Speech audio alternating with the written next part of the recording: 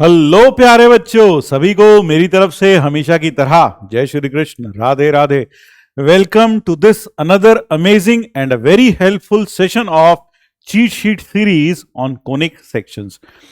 अक्सर मैंने देखा है अपने जो भी टीचिंग करियर है उसके दौरान कि मैक्सिमम बच्चों को सबसे ज्यादा दिक्कत अगर कोऑर्डिनेट ज्योमेट्री में आती है वह कोनिक सेक्शंस में आती है, यानी पैराबोला, इलिप्स और हाइपरबोला। इनमें सबसे ज्यादा लोगों को यहां दिक्कतों का सामना करना पड़ता है, क्योंकि यह जो चैप्टर्स है हमेशा से फॉर्मूला रिच कॉन्सेप्ट, छोटे छोटे पॉइंट्स बहुत सारे इन चैप्टर्स में दिखाई देते हैं।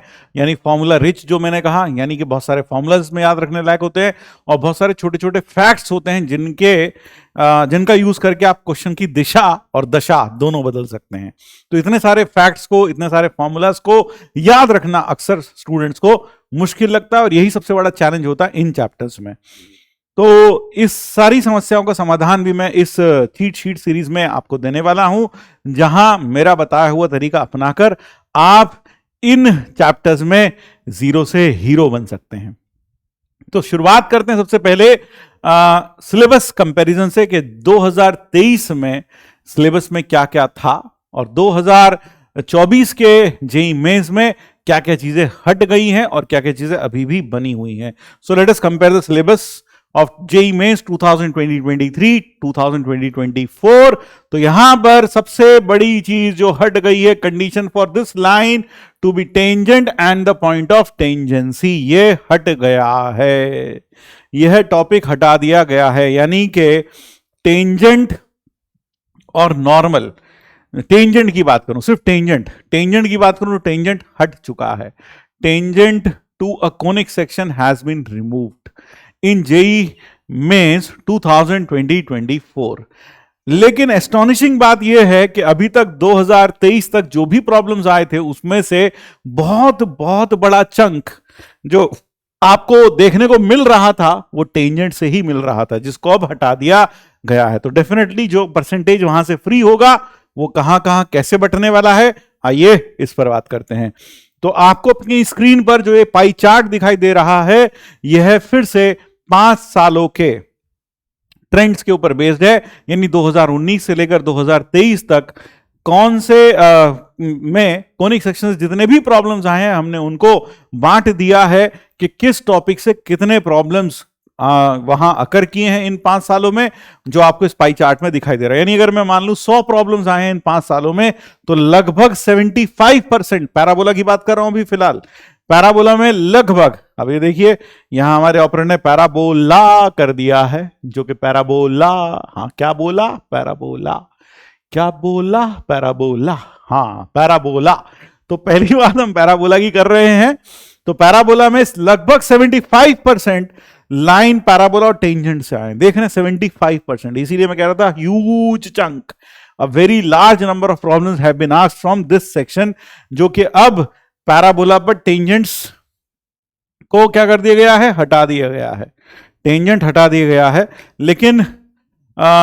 लेकिन फिर भी अब जो ये 75% है ये डेफिनेटली कहां बनने वाला है, कहां यूज होने वाला है, वो डेफिनेटली यहां यूज होने वाला है। General equation, focal directrix property, this will increase, ये इंक्रीज करेगा, यह इंक्रीज करेगा। नॉर्मल पहले भी सिलेबस में नहीं थी, अभी भी सिलेबस में नहीं है, लिखी हुई नहीं है, एक्सक्लूसिवली मेंशन नहीं है, लेकिन फिर भी प्रॉब्लम्स तो थोड़े बहुत आए हैं, 7% दिखा रहा है उस नंबर को, तो वह यथावत बने रहेंगे।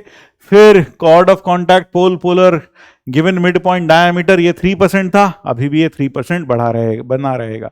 तो ज्यादा जो इंक्रीमेंट आपको देखने को मिलेगा वो यहां मिलेगा, यहां मिलेगा। तो यहां पर एक बहुत बड़ा रिलीफ जेईई मेंस ने आप सबको दिया है कि आप टेंजेंट के पॉइंट ऑफ कांटेक्ट, जैसे कि पैराबोला पर अगर देखा जाए तो tangent slope form, tangent parametric form, है ना, ये सब आपने पढ़ी थी।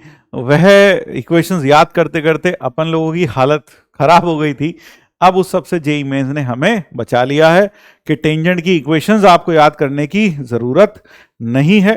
और यहां पर एक चीज और देखा जाए, y equal to mx plus c to be a tangent and the point of tangency, slope form हट गया है, स्लोप फॉर्म हटाया है, पैरामेट्रिक फॉर्म पर कुछ नहीं बोला गया है, ध्यान रखिएगा, पैरामेट्रिक फॉर्म पर कुछ नहीं बोला गया है। तो हो सकता है पैरामेट्रिक फॉर्म ऑफ टेंजेंट के ऊपर अभी भी सवाल पूछ लिया जाए। तो एक बहुत ही चीज यहां छुपी हुई है छोटी सी, कि स्लोप फॉर्म ऑफ टेंजेंट शायद हट जाए, वो हटा दिया गया है, लेकिन पैरामेट्रिक फॉर्म ऑफ टेंजेंट के ऊपर यहां कुछ भी नहीं कहा गया है। तो पैरामेट्रिक फॉर्म अभी भी ओपन है। तो यहां जो 75% है, हो सकता है इसमें से अभी भी कुछ पार्ट रिटेन हो जाए, किस फॉर्म में, पैरामेट्रिक फॉर्म ऑफ टेंजेंट की फॉर्म में। फिर से इलिप्स की बात करें तो यहां पर भी आप देखेंगे लाइन एंड इलिप्स, टेंजेंट और नॉर्मल के ऊपर 94% सवाल आए, 94%। देख रहे हैं कितना बड़ा चंक है, 94% सवाल आए हैं। और director circle, chord of contact, chord with given mid point, diameter, properties of ellipse के ऊपर 6% आए। डेफिनेटली यह अब इंक्रीज करेगा, यह परसेंटेज डेफिनेटली इंक्रीज करेगा, ठीक है, और यह परसेंटेज थोड़ा डिक्रीज करेगा। वैसे आपको देखेंगे कि इलिप्स में जो प्रॉब्लम्स ज्यादा दिखाई देते हैं वो हाइपरबोला के साथ मिक्स करके ज्यादा दिखाई देते हैं, कि हाइपरबोला इलिप्स का एक जॉइंट प्रॉब्लम आ जाए, जहां देखा बोला जाए कि इलिप्स की और हाइपरबोला का फोकस सेम है, तो या फिर इलिप्स और हाइपरबोला की एसेंट्रिसिटीज का प्रोडक्ट 1 है या 1/2 है, उस तरह के प्रॉब्लम्स अब आपको ज्यादा देखने को मिल सकते हैं, क्योंकि इस कोनिक सेक्शन से लगभग आपको अपने पेपर में 2 सवाल देखने को मिल सकते हैं, पैराबोला, एक इलिप्स और हाइपरबोला का जॉइंट प्रॉब्लम। तो एक पैराबोला का इंडिविजुअल और एक इलिप्स और हाइपरबोला का जॉइंट प्रॉब्लम, इस तरह के प्रॉब्लम आपको देखने को ज्यादा मिल सकते हैं। तो डेफिनेटली ये कम हुआ है, तो इलिप्स की प्रॉपर्टीज के ऊपर डेफिनेटली सवाल बढ़ेंगे। जैसे कि आपको याद होगा इलिप्स की जो लेटस रेक्टम है, लेटस रेक्टम का फॉर्मूला 2b² ये तो हमें याद है ना, इसको हम 2b² बोलते हैं, और अगर हम चाहें तो इसको बोल सकते हैं माइनर एक्सिस का स्क्वायर अपॉन मेजर एक्सिस। तो इस तरह के प्रॉब्लम्स में इन फैक्ट्स का यूज भी करा जा सकता है, पूछा जा सकता है। ऐसे छोटे छोटे फैक्ट्स हैं बहुत सारे, है ना, ये सारे फैक्ट्स के ऊपर डेफिनेटली प्रॉब्लम्स फ्रेम किए जा सकते हैं, आपको देखने को मिल सकते हैं। हाइपरबोला की बात करें तो फिर से वही लाइन, डायरेक्टर सर्कल, नॉर्मल, इसके ऊपर 82% प्रॉब्लम्स मिले हैं। फिर स्टैंडर्ड डेफिनेटली ये इंक्रीज करेगा, यहां आपको देख रहे हैं 16% है, ये इंक्रीज करेगा डेफिनेटली। यानी अब कुल मिलाकर कोनिक सेक्शन में आप देखेंगे जो बेसिक डेफिनेशन के ऊपर बेस्ड और उनकी प्रॉपर्टीज के ऊपर बेस्ड जो सवाल हैं वो ज्यादा पूछे जाएंगे। जैसे दोनों फोकस के बीच का डिस्टेंस 2AE है ना, किसी भी इलिप्स के ऊपर अगर कोई पॉइंट ले लें उसका दोनों फोकस से सम ऑफ डिस्टेंसेस 2A। हाइपरबोला में अगर कहीं पर भी कोई पॉइंट ले लें तो उससे दोनों फोकसेस के डिस्टेंसेस का डिफरेंस फिर से 2A। तो इस तरह की चीजें, इस तरह की प्रॉपर्टीज ज्यादा यूज की जाएंगी, ज्यादा पूछी जाएंगी, इनके ऊपर बनने वाले प्रॉब्लम्स भी ज्यादा होंगे, वहां आने वाले प्रॉब्लम्स भी डेफिनेटली इंक्रीज करेंगे। Pole polar chord with given mid point, diameter, ये सब diameter of properties of hyperbola, properties of hyperbola, यह सब डेफिनेटली इसके ऊपर आपको प्रॉब्लम्स ज्यादा वहां देखने को मिल सकते हैं।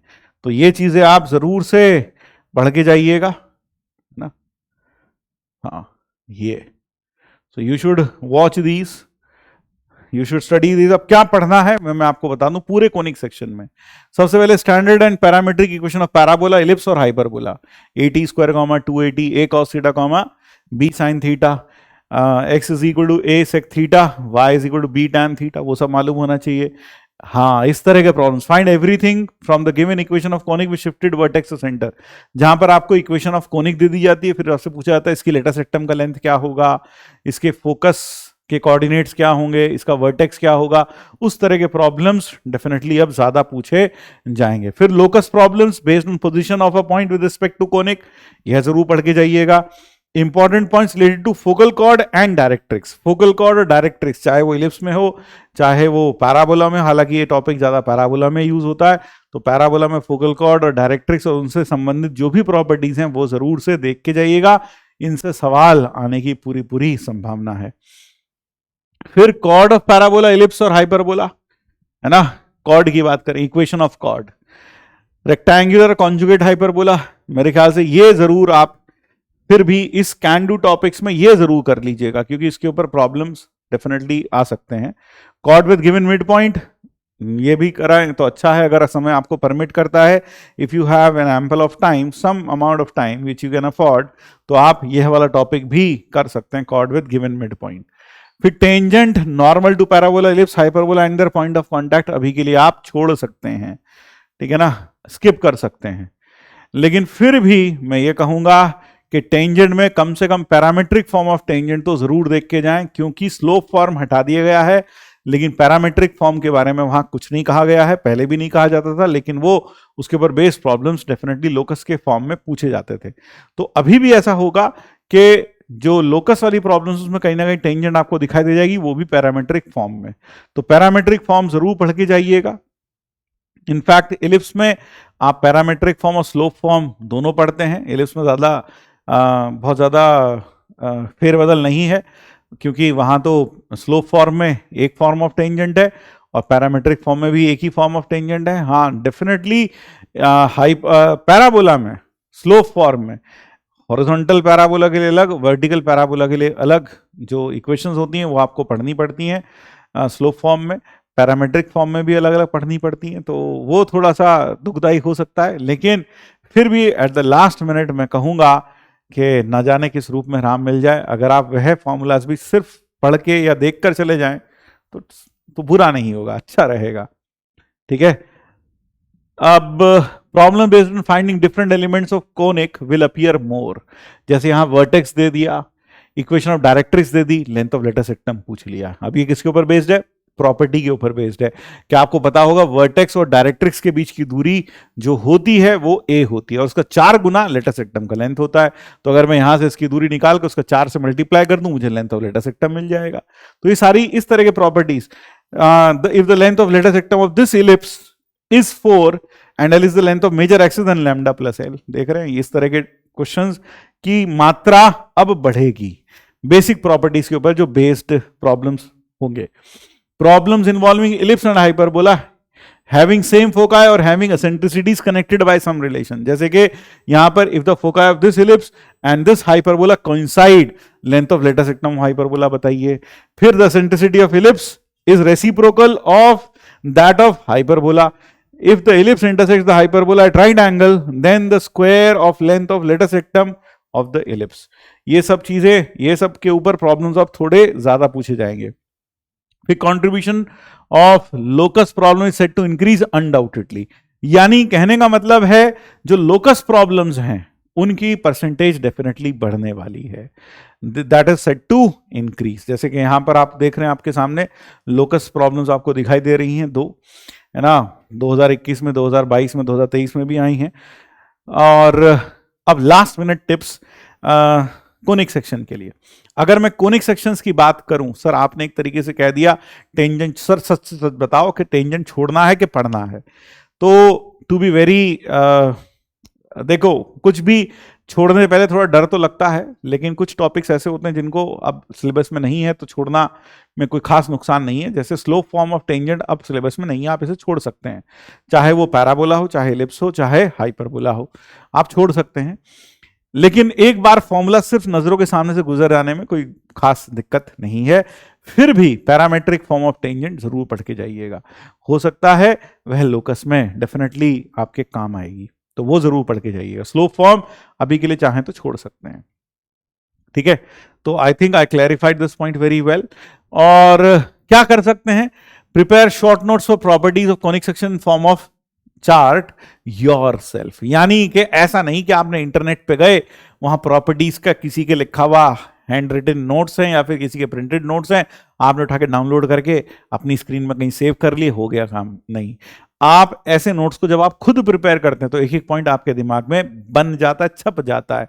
तो ऐसे छोटे छोटे वेरी शॉर्ट नोट्स खासकर कोनिक सेक्शंस में काफी कारगर साबित हो सकते हैं। जैसा कि मैंने अभी आपको एक छोटा सा पॉइंट बताया, डायरेक्ट्रिक्स और वर्टेक्स के बीच की दूरी पैराबोला के केस में a होती है, उसका 4 गुना लेटेस्ट सेक्टम के बराबर होता है। तो इस तरह से ऐसे छोटे छोटे पॉइंट्स आप याद रखें, है ना, उसके लिए वेरी शॉर्ट नोट्स प्रिपेयर कर लें।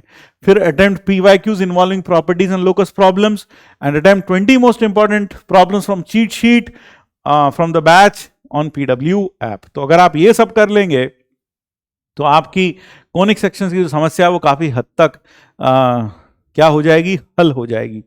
तो अब finally at the last moment निचोड़ क्या है, निचोड़ है भैया सारी की सारी इक्वेशंस कोनिक सेक्शंस की पढ़िएगा, उनके ऊपर बेस्ड उनका फोकस फाइंड करना, डायरेक्ट्रिक्स फाइंड करनी, लेटेस्ट रेक्टम फाइंड करना, ये सब आपको आना चाहिए। फिर उसके बाद उनकी कॉर्ड्स की इक्वेशन, उनके कॉर्ड्स की इक्वेशन, डायरेक्टर सर्कल की इक्वेशन, ये सब आपको मालूम होनी चाहिए। ऑक्सिलरी सर्कल की इक्वेशन इलिप्स और हाइपरबोला के केस में ये मालूम होनी चाहिए। टेंजेंट में पैरामेट्रिक फॉर्म ऑफ टेंजेंट तो कम से कम पढ़ के जाना चाहिए। स्लोप फॉर्म ऑफ टेंजेंट अगर आप देख लें, सिर्फ इक्वेशन थोड़ी बहुत आपको एक कम से कम जो स्टैंडर्ड पैराबोला उसके ऊपर मालूम हो, इलिप्स के ऊपर मालूम हो, और हाइपरबोला, इलिप्स और हाइपरबोला में तो मैक्सिमम रिजल्ट सेम ही होते हैं।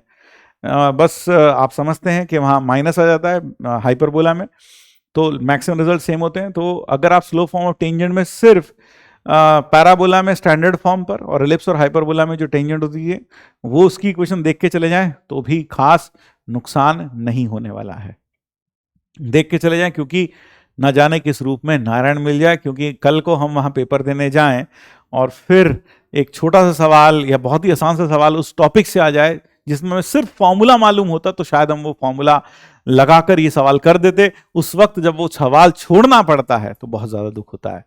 तो मैं चाहता हूँ आप उस दुख से ना गुजरें, कम से कम जो मैंने बताया ये टॉपिक्स तो आप ज़रूर से कर लें। तो that is all from my side in this chapter. मिलते हैं अगले चैप्टर की एनालिसिस के साथ, क्या पढ़ना है क्या छोड़ना है। तब तक के लिए जय श्री कृष्ण, राधे राधे।